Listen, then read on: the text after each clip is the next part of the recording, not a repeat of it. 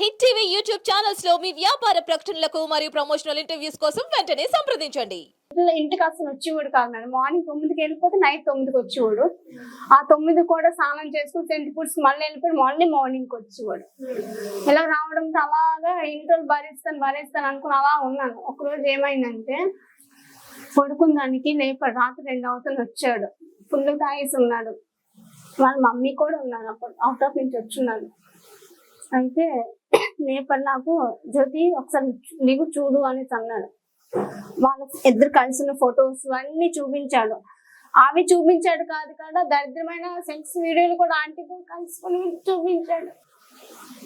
చూపించుకున్న మనసు అయితే ఇంకా యాక్టింగ్ ఇదే పెంచి వీడు వద్దు, ఇదేదో డబ్బులు తీసుకుని వెళ్ళిపోతాను, వదిలేస్తే డబ్బులు ఇవ్వాల్సి వస్తుంది అనేసి వీడు ఎలాగా అంటున్నాడు.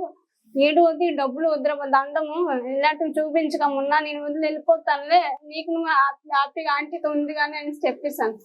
ఆంటీ అనక ప్రవీణ అక్క అని పిలు అనేసి ఇలా అన్నాడు. నువ్వు అక్క అని పిలుచుకుంటా ఏమని పిలుచుకుంటా, నువ్వు పిలుచుకో, నాకు అవసరం లేదు అనేసి ఇలా అన్నాను. అప్పుడు గొడవ పెట్టుకున్నాడు. అయితే ఇలా కాదనేసి నేను అలా ఆలోచించి నైట్ అలా ఉన్నాను. ఆ మార్నింగ్ వేసి ఇలా కాదు, ఇది అయితే ఎక్కువ ఇదైపోతున్నాను, పోలీస్ స్టేషన్ కి ఆ ఫోన్ పట్టుకుని అతను పడుకుని పోయాడు. గొడవ చేసిన పడుకుని పోయాడు. మార్నింగ్ 4 అవుతుంది మేడం. పాప చూస్తే 3 నెలల పాప. ఆ పాపకు మళ్ళీ నేను తీసుకుని వెళ్ళలేను, ఎందుకంటే వీళ్ళు మంచోళ్ళు కాదు, రౌడీల టైపు. ఆ జెండర్ కాలనీ కోసం మీరు అడగండి, ఒక రౌడీ బ్యాచ్.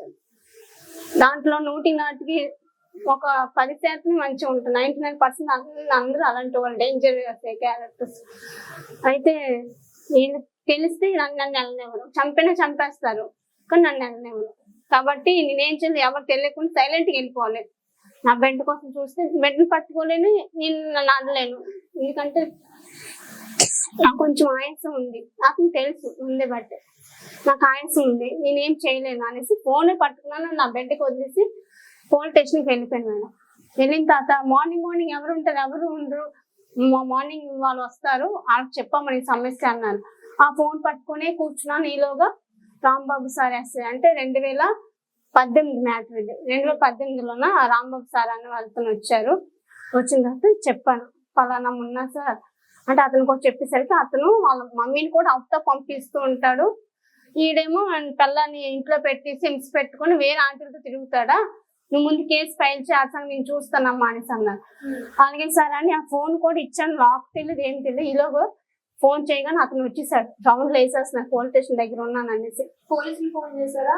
పోలీసులు ఫోన్ చేసేస్తున్నారు. అయితే ఈ రౌండ్లు వేసేస్తున్నారు. వేసేసరికి పిలిచాడు, ఏరా బాబు ఇట్రా అనేసి అంతే వచ్చాడు. వచ్చి వెళ్ళి నాకాడ నుంచి ఫోన్ లాగేసుకొని ఆ మొత్తం అంటే సీక్రెట్ గా ఉంటాయి కదా మేడం, యాప్ ను దాస్తారు, మొత్తం యాప్ డిలీట్ చేస్తాడు. ఆ డిలీట్ చేసి ఏం తెలియనట్టు మళ్ళీ నాకు ఫోను అందజేస్తాడు. అంటే ఎందుకు నా ఫోన్ లాక్కున్నావు అనుకుని, ఆ లాక్ తెలియదు ఏం తెలియదు, తీయి అవుతాను సార్ ఓపెన్ చేసాడు, నీ ముందే ఓపెన్ చేసి తీసుకో అనేసి అన్నాడు.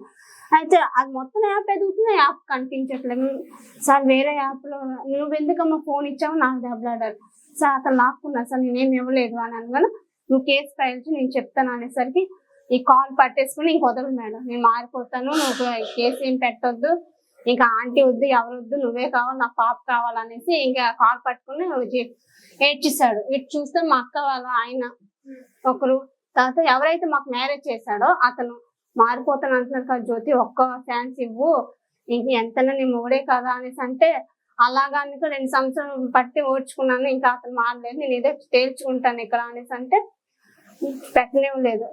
లాస్ట్ కన్విక్ట్ చేస్తే సార్ నా క్యాంప్లెట్ ఎవరు నేను వెళ్ళిపోతాను అనేసి ఆ సార్ చెప్పేసి రిటర్న్ వెళ్ళిపోయాను. మా ఇంట్లో వెళ్ళిపోయాను. అక్కడికి వెళ్ళి 1 వారమే చూస్తున్నాడు మంచిగా. ఆ తర్వాత మామూలే. ఎప్పుడైతే ఈ కేసు వీళ్ళకి సీరియస్ అయిపోయింది, అక్కడ ఆంటీ వాళ్ళ అమ్మ వాళ్ళు కూడా ఈ మ్యాటర్ తెలిసి ఆవిడకి గట్టిగా కోటింగ్ అక్కడ అయింది.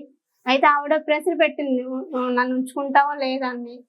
ఇవన్నీ మళ్ళీ కెలగడం చేయడం, నువ్వు వెళ్ళిపో, నువ్వు నా లైఫ్ లో ఉండక, కానీ పోలీస్ కేసు ఎత్తకూడదు, నా నుంచి నువ్వేం తీసుకోకూడదు, నేను వదిలేసినట్టు కూడా ఉండకూడదు, నీకు నువ్వే వెళ్ళిపోవాలి అనేసి ఈ విధంగా పెట్టేసరికి ఇంకా నేను ఆలోచించాను. అమ్మవారికి చెప్తాను, అమ్మ నా పరిస్థితి ఎలాగుంది, ఏం చేయమంటారంటే సరేలే, ఇప్పుడు అక్రమ సంబంధం కన్న కూతుర్ని కన్న కొడుకుని చంపేసుకున్న రోజులు, వాళ్ళని చంపేశారనుకో మీ ఆ అమ్మాయికి ఆయాసం వచ్చింది చచ్చిపోయింది, మాకు సంబంధం లేదంటే అప్పుడు మేమేం చేయలేమా, మాకు కూడా కలిపి వచ్చేసంటే పాపను పట్టుకుని మా బ్రదర్ వచ్చారు, చిన్నోడు ఆడు పట్టుకుని వెళ్ళిపోయిన తర్వాత ఇంకా అక్కడ నుంచి ఇంకా అలానే ఉండిపోయాను కదా, ఇంకా రాలేదు. హిట్ టీవీ యాప్ ని డౌన్లోడ్ చేసుకోండి. ఇందులో short news, live news, entertainment movies అన్ని అవైలబుల్ గా ఉన్నాయి. Please download Hit TV app. Hit TV app. Hit TV యాప్ని ఫ్రీగా డౌన్లోడ్ చేసుకోండి.